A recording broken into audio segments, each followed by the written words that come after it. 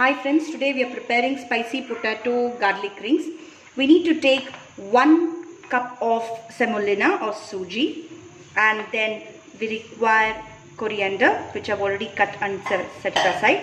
Then 2 tablespoons of cornstarch and about 6 cloves of garlic and a boiled potato.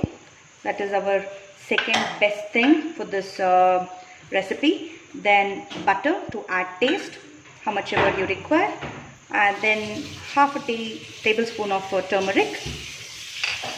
What I have done is, for my easy convenience, I have mixed chili flakes and salt. You can add separately according to your taste. I've already added how much ever you require.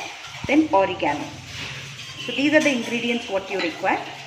So let's start preparing. Before that, you need to finely coarse grind the suji, which I'll do it now.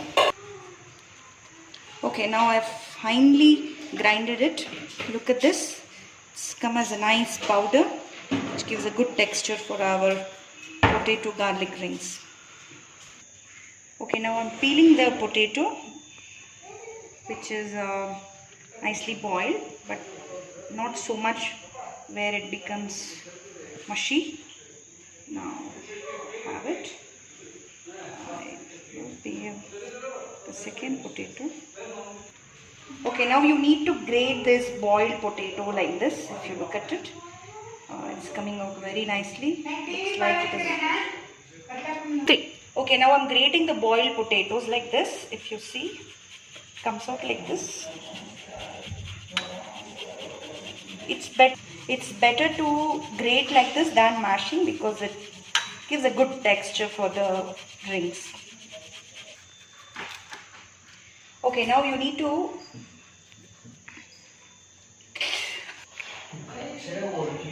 grate the garlic now. Otherwise, what happens, if we cut it, when you mix it, it comes out. We can use oil or butter. Now I have used butter because it gives a good aroma. It's good for kids. Given it's lockdown and kids don't do any exercises, it's very good. And now here I will mix the garlic. I'm not a garlic fan, so I have used a little bit, but you can use a little bit more. It gives you a good smell. And now, I should have mixed. Yeah, now you need to roast the. Okay, now we need to add chili flakes into this butter and the garlic which you're getting. And also you can put oregano, because most of the kids now really like the oregano taste. Then you can put that. Okay, it's optional.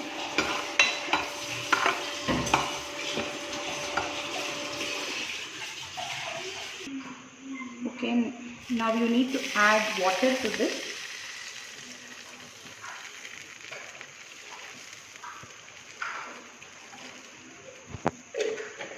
And now I will add the powdered suji what we had taken.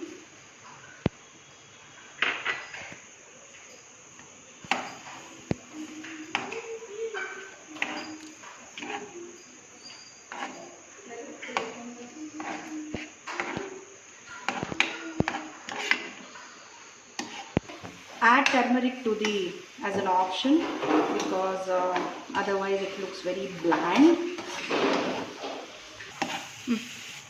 So you should get this consistency nicely. So it's almost done, if you can see. Now you need to add the potato.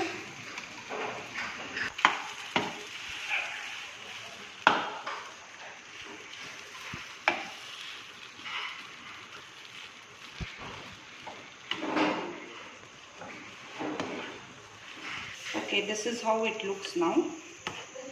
If you want to get it, okay, and you want it a little more good binding, you can add the cornstarch. It's optional if it's at home. Okay, then don't forget to add salt. I had already added, so I'm just letting you guys know. Okay, add hara dhania or coriander, which is optional. I like. You need to leave the mixture to cool down for at least 10 minutes because then you will not be able to roll in the rolling pin. Now we can see that it's nicely cooled down, and now we can get a good rings. Now you see, you need to roll it like a chapati. It's nicely done.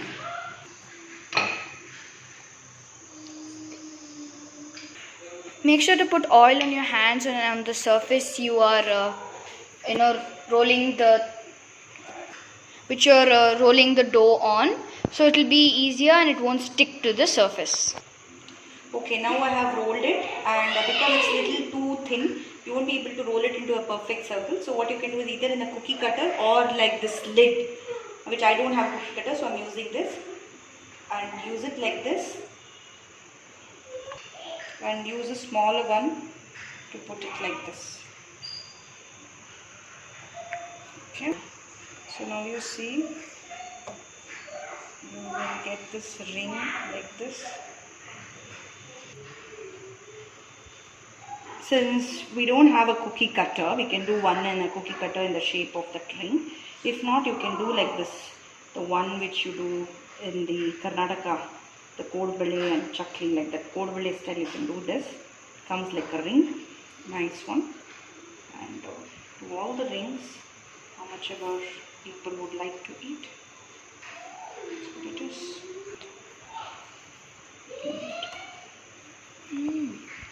And it depends upon how big your kada is, and accordingly you can make the rings. I have made it into this much of size so that it's easy for me to deep fry and give it to all the members. You need to make those dough into this kind of a ring, and the preparation is like this. You need to make it into a long this, and then you need to circle like this. Okay, now I have kept some oil already. Okay, I have kept oil in the pan, if you can see, and I'll have to wait for the oil to boil a little bit, and then I have to deep fry. I can see that the smoke is already coming up. I'll just test it out a little bit. Yeah, it's nicely done. You need to preheat the oil for 10 to 15 minutes, and then you need to deep fry. Don't put too many, just put how much ever the pan can accommodate. Fry them for about 5 to 10 minutes and then take them out. Arrange them on a plate with chutney, ketchup or its own, and your potato garlic rings are ready. Enjoy!